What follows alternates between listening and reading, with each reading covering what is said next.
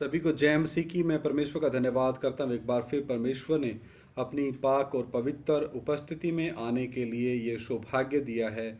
मैं पिछले दिनों से परमेश्वर की दया से और पवित्र आत्मा के सिखाने के द्वारा परमेश्वर का वचन हम सीखते आ रहे हैं। अनादिकाल का परमेश्वर यानी कि एकमात्र सच्चा परमेश्वर, अनंतकालीन परमेश्वर। आइए सर झुकाएं, प्रार्थना करें। महान जीवते परमेश्वर, अनुग्रहकारी प्रभु, तेरा पाक पवित्र वचन सीखने के लिए हमें कृपा दे। पवित्र आत्मा, आप हमारे अध्यापक हैं, आप हमें सिखाएं, हमारी ज्ञान बुद्धि समझ खोल दें। प्रभु यीशु मसीह के सामर्थी और पवित्र नाम से हम मांग लेते हैं, सुनो और ग्रहण करो, आमीन। तो मेरे प्रिय भाइयों बहनों, हम परमेश्वर के वचन में से लगातार सीखते आ रहे हैं कि अनंतकालीन परमेश्वर जो सबसे पहला है, जो अल्फा है और ओमेगा है, वो परमेश्वर जिसने सब कुछ बनाया, जिसने सारे ब्रह्मांड को बनाया, मनुष्य जाति के बारे में वो क्या सोच रखता है, विचार रखता है। जिस एकमात्र सच्चे परमेश्वर ने, अनंतकालीन प्रेमी परमेश्वर ने पहले आदम को अपने स्वरूप और समानता में बना करके उसको ये सौभाग्य दिया कि वो एकमात्र सच्चे परमेश्वर, जो जीवता परमेश्वर है, जो सबसे पहला सबसे आखिरी है, जो सर्वज्ञानी सर्वव्यापी है, कभी ना बदलने वाला है, उसके साथ वो मनुष्य संगति करे। तो आइए इस अनादिकाल के परमेश्वर के बारे में हम और पवित्र शास्त्र से जानेंगे। आइए हम पढ़ने जा रहे हैं जकरिया नबी की किताब 14 अध्याय उसका 9 वचन। जकरिया नबी की किताब 14 अध्याय उसका 9 वचन। तब यहोवा सारी पृथ्वी का राजा होगा और उस दिन एक ही यहोवा और उसका नाम भी एक ही माना जाएगा। ये मेरे प्रिय भाइयों बहनों, ये घटना बहुत जल्द इस पृथ्वी पर और यरूशलेम देश में होने जा रही है कि प्रभु यीशु मसीह जो अल्फा और ओमेगा है, जो एकमात्र सच्चा परमेश्वर है, जो बहुत जल्द अपने लोगों को गुप्त आगमन के द्वारा लेके जाने वाला है और उसके पश्चात 7 साल के विरोधी मसीह के शासनकाल के दौरान इस पूरी पृथ्वी के ऊपर एक ही हुकूमत होगी, एक ही इस पृथ्वी को चलाएगा, एक ही इस पृथ्वी का धर्म होगा, इस पृथ्वी का एक ही उसको चाहे राष्ट्रपति मान लो या प्रधानमंत्री मान लो, वो एक ही होगा। इस पूरी पृथ्वी की एक ही करेंसी होगी, मुद्रा होगी और इस पूरी पृथ्वी के ऊपर कमांड और कंट्रोल उसका होगा। पहले 3.5 साल शांति के होंगे, आखिरी के 3.5 साल महाक्लेश के होंगे, जो पृथ्वी पर अभी तक नहीं हुआ है। उसके पश्चात परमेश्वर सभी के देखते देखते बादलों पर आएगा, उसके साथ उसके संत लोग, उसकी कलीसिया और स्वर्गदूत भी होंगे। तो ये घटना उस 1000 साल के इस पृथ्वी के ऊपर राज्य के बारे में बता रही है। तब यहोवा सारी पृथ्वी का राजा होगा और उस दिन एक ही यहोवा और उसका नाम भी एक ही माना जाएगा। तो मेरे प्रिय भाइयों बहनों, हमें बहुत जल्द अपने गुनाहों से मन फिराने की ज़रूरत है, अपने पापों से मन फिराने की ज़रूरत है और क्रूस पे लटके उस मसीहा के बारे में जानने की ज़रूरत है और डरते कांपते हुए घुटने टिका करके उस मसीहा के सामने अपने पापों का अंगीकार करके उसको अपना प्रभु और मुक्तिदाता ग्रहण करके उद्धारकर्ता मान के और प्रभु के जीवन प्रभु के चरणों में आकर के अपने जीवन को उसको समर्पित करने की ज़रूरत है। और हम भी एक वचन देखते हैं 12 का 1, जकरिया नबी 12 का 1। इज़राइल के विषय में यहोवा का कहा हुआ भारी वचन, यहोवा जो आकाश का तानने वाला, पृथ्वी की नींव डालने वाला और मनुष्य की आत्मा का रचने वाला है, उसकी यह वाणी है। तो मेरे प्रिय भाइयों बहनों, बुजुर्गों, नौजवानों, माताओं, बहनों, बेटियों, यहाँ पे लिखा है यहोवा जो आकाश को, इतने बड़े आकाश को तान रखा है, ये किसने? परमेश्वर ने तान रखा है, अपने वचन के द्वारा तान रखा है। और इस पृथ्वी की नींव भी समुद्र के ऊपर किसने रखी है? परमेश्वर ने रखी है। और वो मनुष्य की आत्मा का रचने वाला है, क्योंकि वो परमेश्वर है। और हम देखते हैं जकरिया नबी की किताब 6 का 12 और 13। जकरिया नबी की किताब 6 का 12 और 13। और उससे यह कह, सेनाओं का यहोवा यूं कहता है, उस पुरुष को देख जिसका नाम शाख है, यानी कि शाखा है, ये प्रभु यीशु मसीह के बारे में है। वह अपने स्थान में उगकर यहोवा के मंदिर को बनाएगा, वही यहोवा के मंदिर को बनाएगा और महिमा पाएगा और अपने सिंहासन पर विराजमान होकर प्रभुता करेगा। उसके सिंहासन के पास एक याजक भी रहेगा और दोनों के बीच मेल की सम्मति होगी।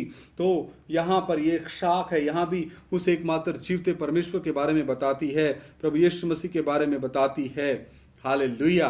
तो आज हमें ये सौभाग्य दे दिया, जितनों ने प्रभु यीशु मसीह को अपना प्रभु और मुक्तिदाता करके ग्रहण किया है, उनको परमेश्वर ने सौभाग्य दिया है कि वो परमेश्वर की पवित्र आत्मा के मंदिर बनने का। और पर जब हम परमेश्वर की पवित्र आत्मा के मंदिर बन जाते हैं तो हमें और किसी मंदिर में जाने की आवश्यकता नहीं है, हमें और कहीं मत्था झुकाने की आवश्यकता नहीं है। हम जीवते परमेश्वर के मंदिर बन जाते हैं और परमेश्वर अपने वचन के द्वारा, पवित्र आत्मा उस वचन को ला करके हमारे आत्मा में रखता है और एक नया मनुष्यत्व पैदा होता है। और वो नया मनुष्यत्व परमेश्वर के स्वरूप और समानता में और परमेश्वर के जीवते वचन के द्वारा है और वो अविनाशी है और वो परमेश्वर स्वयं आप है। हालेलुया। तो मैं परमेश्वर का धन्यवाद करता हूँ कि परमेश्वर ने मेरी ज्ञान बुद्धि समझ को खोला कि उसे एकमात्र सच्चे जीवते परमेश्वर के बारे में जान सकें। आइए और भी हम कुछ वचन देखते हैं। यशायाह 53 अध्याय का हम एक वचन देखते हैं। यशायाह 53 अध्याय एक वचन, यशायाह नबी की किताब 53 का एक। जो समाचार हमें दिया गया उसका किसने विश्वास किया और यहोवा का भुजबल किस पर प्रकट हुआ। यहाँ पर यहोवा का भुजबल, ये भी आर्म ऑफ द लॉर्ड, यानी कि असीमित ताकत, परमेश्वर असीमित ताकत वाला परमेश्वर है। यहाँ पर यहोवा का भुजबल, ये भी प्रभु यीशु मसीह के बारे में बताता है, क्योंकि प्रकाशित वाक्य 1 अध्याय 8 वचन में जब हम देखते हैं कि वह सर्वशक्तिमान है। आइए वो भी वचन हम पढ़ लेते हैं। यह प्रकाशित वाक्य 1 अध्याय 8 वचन भी हम पढ़ लेते हैं। प्रकाशित वाक्य 1 अध्याय 8 वचन। प्रभु परमेश्वर जो है और जो था, प्रभु परमेश्वर जो है और जो था और जो आने वाला है, जो सर्वशक्तिमान है। यहाँ वचन कहता है कि वो सर्वशक्तिमान है। यह कहता मैं ही अल्फा और ओमेगा हूँ। यहाँ पर हमने एक शब्द उठाया कि जो सर्वशक्तिमान है। और इससे पहले हमने जो देखा था कि 1000 साल के राज्य के लिए परमेश्वर पूरी पृथ्वी के लोगों के देखते देखते, जो गुप्त आगमन में नहीं उठाया गया, उनके देखते देखते इस पृथ्वी पे आएगा। वो वचन भी आप पढ़ सकते हैं। प्रकाशित वाक्य 1 अध्याय 7 वचन। देखो वह बादलों के साथ आने वाला, कैसे? आग के बादलों के साथ आने वाला है और हर एक आंख उसे देखेगी और वरन जिन्होंने उसे बेधा था, यानी कि प्रभु यीशु मसीह को क्रूस के पे चढ़ाते समय जो कीलें ठोकी थी, वे भी उसे देखेंगे और पृथ्वी के सारे कुल उसके कारण छाती पीटेंगे। हाँ, आमीन। छाती पीटने वाला ग्रुप भी एक रह जाएगा। तो मेरे प्रिय भाइयों बहनों, अभी समय रहते हमने तौबा करनी है, मन फिराना है, अपने गुनाहों को प्रभु यीशु मसीह को सौंप देना है और उसको अपने जीवन में अंगीकार करना, अपना प्रभु और मुक्तिदाता, और डरते कांपते अपने आगे से मुक्ति के काम को पूरा करने के लिए प्रभु से फजल और कृपा और अनुग्रह मांगना है और आखिरी सांस तक वफादार रहना है। हालेलुया। यशायाह 51 का 9 भी मैं पढ़ देता हूँ। यशायाह नबी की किताब 51 अध्याय और उसका 9 वचन। यशायाह नबी की किताब 51 अध्याय और उसका 9 वचन। हे यहोवा की भुजा, जाग जाग और बल धारण कर, जैसे प्राचीन काल में और बीती हुई पीढ़ियों में, वैसे ही अब भी जाग। क्या तू वही नहीं जिसने रहब को टुकड़े टुकड़े किया था, जिसने अजगर को छेदा? तो यहां पर भी हमने एक शब्द को देखना है, ये यहोवा की भुजा, यानी कि प्रभु यीशु मसीह को यहोवा की भुजा ताकत के तौर पे भी दिखाया गया है। ये प्रभु जो पवित्र शास्त्र में परमेश्वर के 118 नामों में से एक नाम भी है, हे यहोवा की भुजा, आर्म ऑफ द लॉर्ड, यहोवा की भुजा, यानी कि प्रभु यीशु मसीह। यशायाह 50 का 6 भी हम देखते हैं। यशायाह नबी 50 का 6।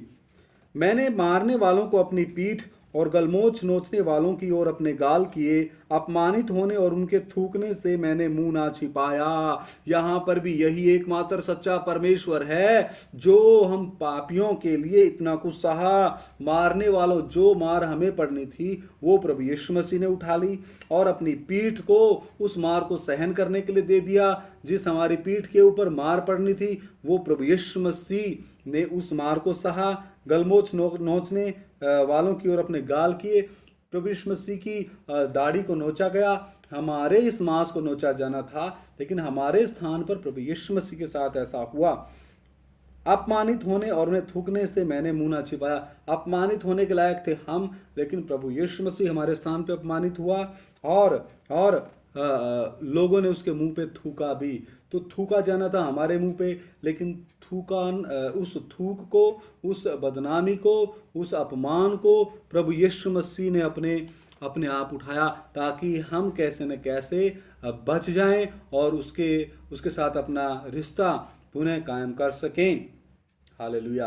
तो मेरे प्रिय भाइयों बहनों, ये परमेश्वर हमारा जो इतना प्रेमी परमेश्वर है, कितना हमारा ध्यान रखने वाला परमेश्वर है, हमें इस परमेश्वर के साथ अपना व्यक्तिगत रिश्ता कितनी और प्रेम के साथ और मजबूती के साथ कायम करने की आवश्यकता है। आइए और वचन हम देखते हैं। हबक्कूक पहला अध्याय 12 वचन। हबक्कूक पहला अध्याय 12 वचन।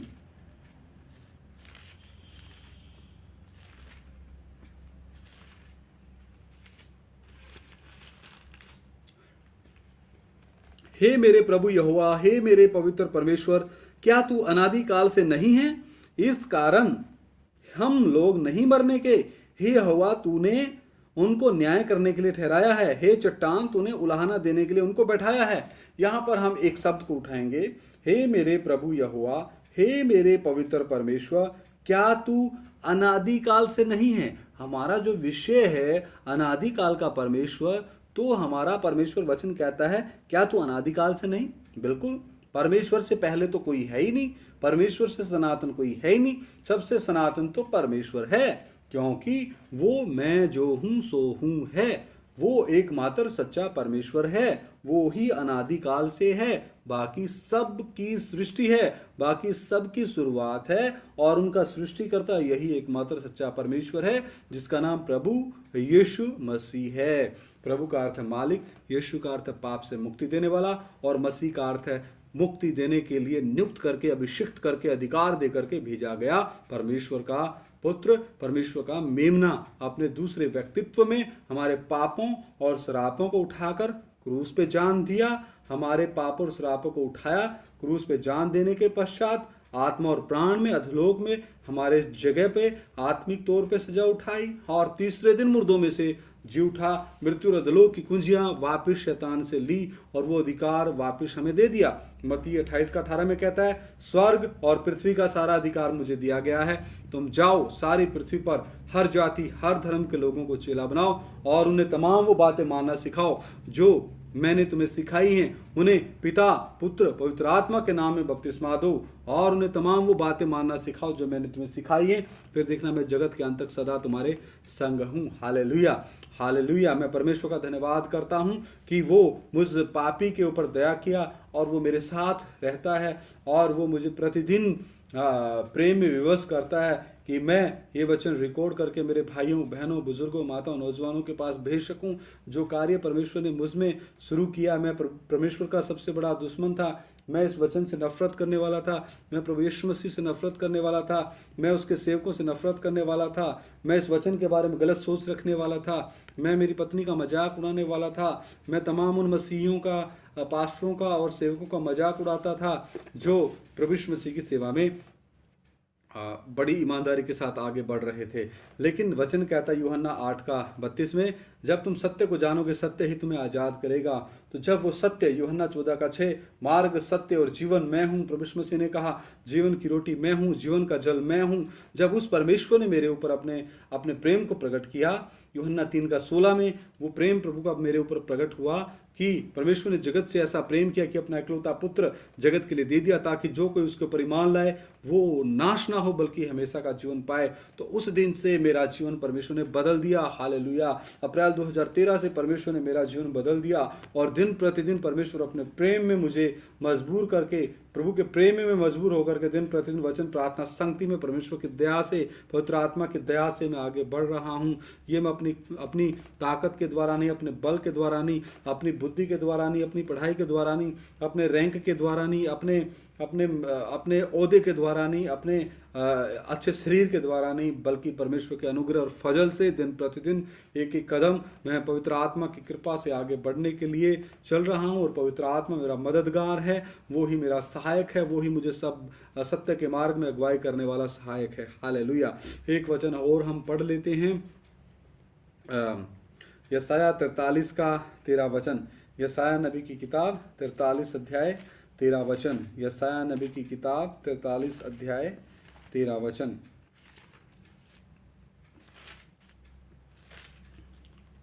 मैं ही परमेश्वर हूँ और भविष्य में भी मैं ही हूँ, मेरे हाथ से कोई छुड़ा ना सकेगा। जब मैं काम करना चाहूँ तब कौन मुझे रोक सकेगा।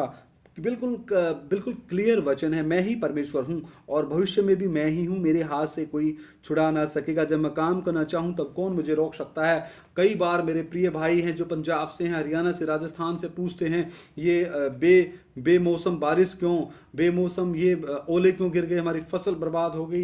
लेकिन फसल को उपजाने में मदद करने वाला कौन, वही एकमात्र सच्चा परमेश्वर है। ओलों को भेजने वाला कौन, वही एकमात्र सच्चा परमेश्वर है। और पृथ्वी से छेड़छाड़ करने वाला कौन है, हम मनुष्य जाति। पृथ्वी के मौसम को बदलने वाले कौन है, हम मनुष्य जाति। हम मनुष्य जाति अपने स्वार्थ की सिद्धि के लिए दिन प्रतिदिन डिजिटलाइजेशन में और टेक्नोलॉजी में आगे बढ़ रहे हैं, साइंस में बढ़ रहे हैं, विज्ञान में बढ़ रहे हैं।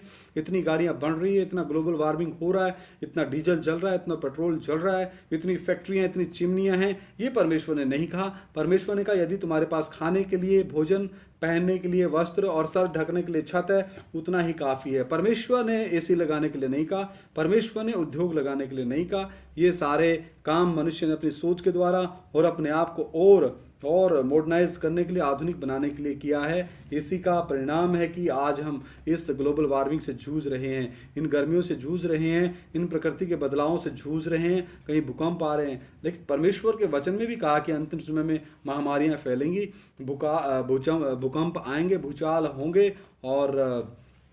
और भी अलग अलग प्रकार के जो बदलाव होंगे। टेम्परेचर बढ़ता जाएगा, अंत के दिनों में ज्ञान बढ़ जाएगा। ये सारा हम परमेश्वर के वचन में देखते हैं। लेकिन वो परमेश्वर सर्वज्ञानी है, उसको पता है जो जो मनुष्य आधुनिकीकरण की तरफ बढ़ेगा वो अपने दिमाग को लगाएगा और दिमाग के लगाने के पश्चात वो साइंस की तरफ बढ़ेगा और नए नए आविष्कार करेगा, नई नई खोज करेगा और वो इस पृथ्वी के वातावरण को भ्रष्ट करेगा। इस पृथ्वी के वातावरण के साथ छेड़खानी होगी, जंगलों को काटा जाएगा, उनसे फर्नीचर बनाया जाएगा और वो फर्नीचर अपने घरों में मनुष्य इस्तेमाल करेगा, गाड़ियां बनेंगी। जो डीजल है, पेट्रोल है, इससे पोल्यूशन फैलेगा, इंडस्ट्रियों से पोल्यूशन फैलेगा, मनुष्य स्वार्थी हो जाएगा, लोभी हो जाएगा, ठट्ठा करने वाला हो जाएगा, परमेश्वर को खोजने वाला नहीं बल्कि अपने सुख विलास में और भौतिक वस्तुओं से प्रेम करने में ही लगा रहेगा। ये सारी बातें परमेश्वर जानता है। तो यहाँ पे लिखा है मैं ही परमेश्वर हूँ और भविष्य में भी मैं ही हूँ, मेरे हाथ से कोई छुड़ा ना सकेगा। जब मैं काम करना चाहूँ तब कौन मुझे रोक सकेगा। चाहे मनुष्य कितनी भी कोशिश कर ले, कितनी भी तरक्की कर ले, किसी भी ग्रह पे जा करके बसने की कोशिश कर ले, लेकिन ये अल्फा और ओमेगा परमेश्वर का वचन क्या कहता है वो भी हम पढ़ लेते हैं। इब्रानियों